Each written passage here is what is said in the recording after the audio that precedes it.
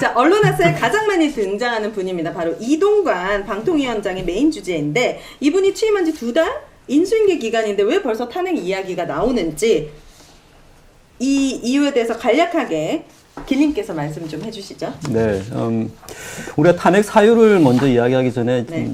뭐 2달밖에 안 지났지만 청문회 기간을 우리가 한번 되돌아봐야 됩니다. 왜냐하면 지금 16명의 장관급들이 사실은 청문회 보고서 채택이 되지 않았었어요. 이제 그 중에 한 분이신데요.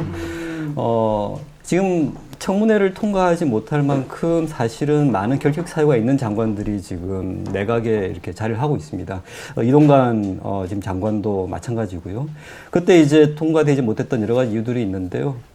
우리가 지금 시즌2 하듯이 사실은 언론 탄압 시즌2를 이제 하러 나오신 분이다라고 하는 많은 어떤 지적들이 있었습니다. 실제로 이제 과거의 사례를 중심으로 해서 그 이유들을 물어가는 과정에서 사실은 해명을 하려고 했지만 해명이 사실은 오히려 그걸 확인시켜주는 어떤 그런 것들도 좀 있었고요. 네. 두 번째는 뭐 잘 알려진 것처럼 이제 자녀 학폭 사건 이런 맞아요. 것들이죠. 도덕성의 문제. 그러니까 자질의 문제와 도덕성의 문제 이런 것들 때문에 이제 청문 보고서 채택되지 못했어요. 근데 지금 2달 지나서 탄핵 사유도 그런 것과 사실은 많이 중첩이 되어 있습니다.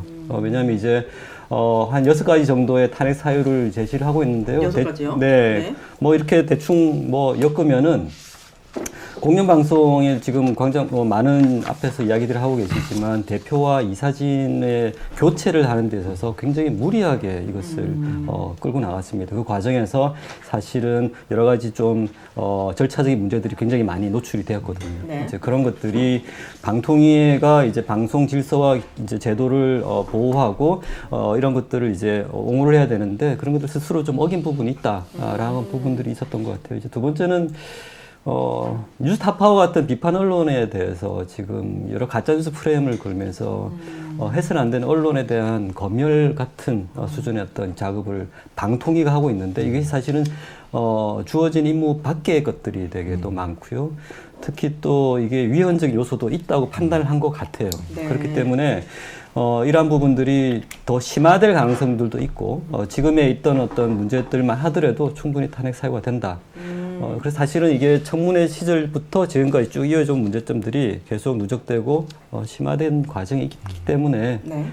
탄핵을 추진하고 있는 것으로 보입니다. 네. 우리가 시즌 1에서 정말 얘기 많이 했는데 정말 애초에 되면 안 되는 사람이었어요. 네. 그러니까 기존의 MB 정권에서 언론 탄압을 거의 배우 역할을 했던 사람이고 이게 그 국정원 문건에서 국정원이 언론 탄압 관련한 시나리오 만들고 이런 것들이 보통 뭐 청와대에 보고 되는 뭐 홍보수석실 요청, 무슨 수석실 요청 이런 이제 문건들이 계속 나와도 그 전까지는 청와대에서 이게 누가 요청했는지가 명확하지 않으니까 다 눈치고 넘어갔단 말이에요. 그냥 알지 못하는 문건이다.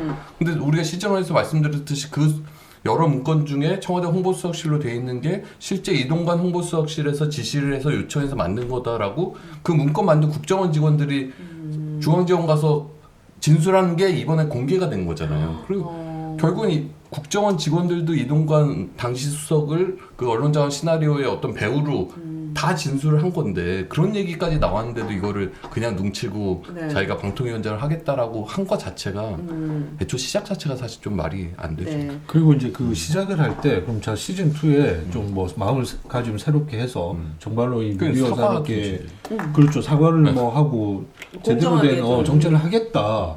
근데 그런 게 아니었지 않습니까? 첫날 아마 기억하실 거예요. 그 폴더 인사 90도 윤석열 대통령께 폴더 인사. 네. 방통위는 법의 방통위의 독립성을 명시하고 있거든요. 근데 그 정권에 그냥 고개 숙인 거예요.